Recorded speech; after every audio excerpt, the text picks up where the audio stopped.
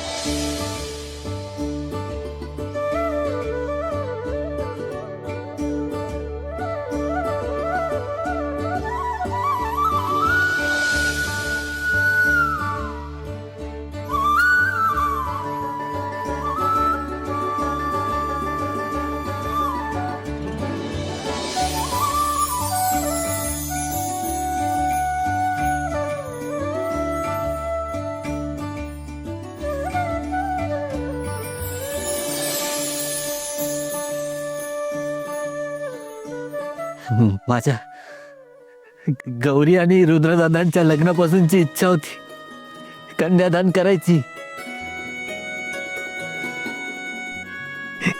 आणि आज आज ती पूर्ण झाली. राधा,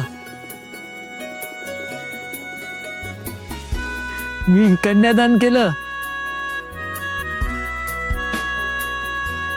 गौरी, रुद्रदादा, मी माझ्या सगळ्या जबाबदाऱ्या पार पाडल्या. राधा, राधाचं लग्न झालं. मुलगा पण चांगला आहे. हा,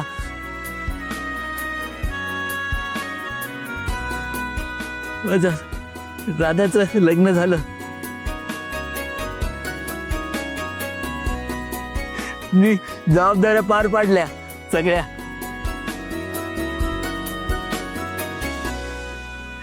आता समाधानी झालो मी.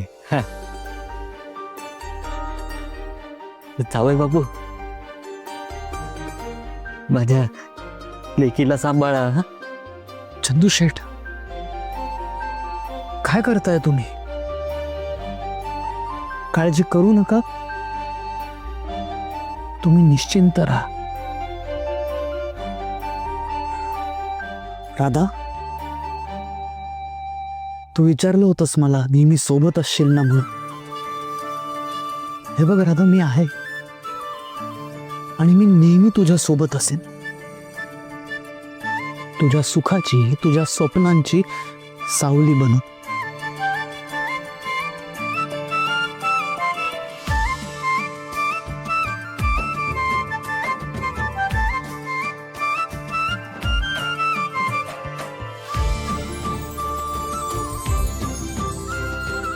करायचं ना आता. हा,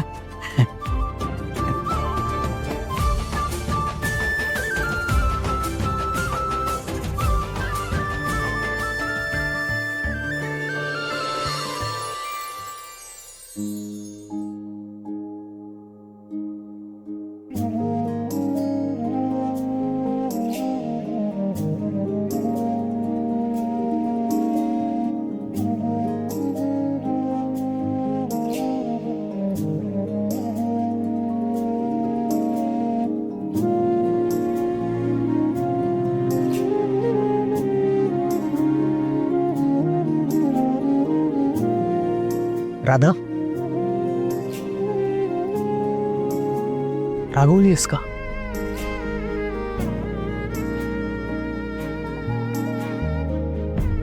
मला मान्य आहे राधा, तुझ्या डोक्यात बऱ्याच गोष्टी चालू असणार आत्ता, की हे कसं झालं, का झालं, मी हे का केलं.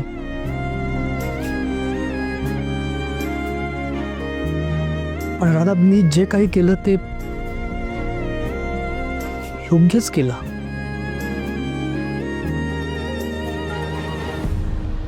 जे करणं गरजेचं होतं ते केलं. कदाचित तुला संकटातून बाहेर काढण्याच्या व्रताचाच एक भाग असेल असं समज राधा. राधा,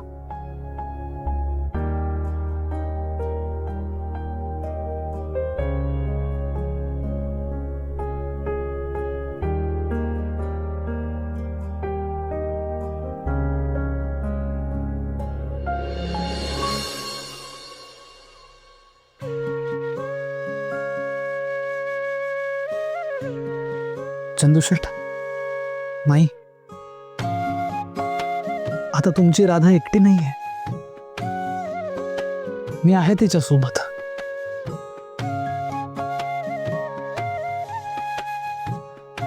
त्यामुळे तुम्हाला कसलीही काळजी करायची गरज नाही.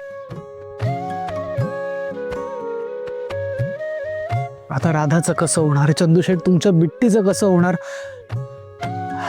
ह्याची काळजी तुम्हाला स्वतः होत असेल.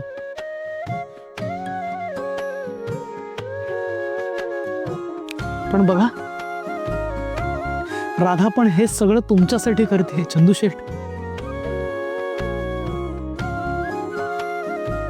तिने हे लग्न करायचा निर्णय सुद्धा तुमच्यासाठीच घेतला चंदूशेठ. आणि मला हे माहिती आहे, म्हणून तर मी हे पाऊल उचललं ना. तिचं खरंच तुमच्यावर खूप प्रेम आहे.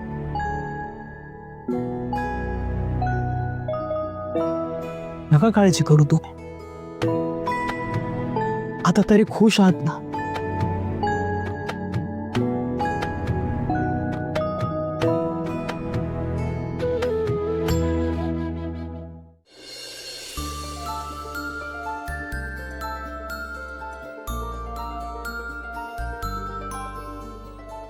मी काय बोलू,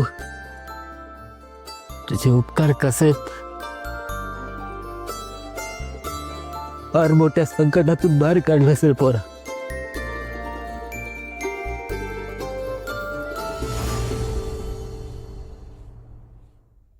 एकटी तू रागवलीस का ग माझ्यावर?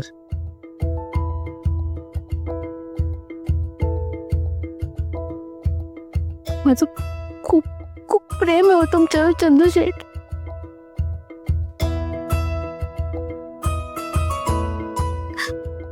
तुम्हाला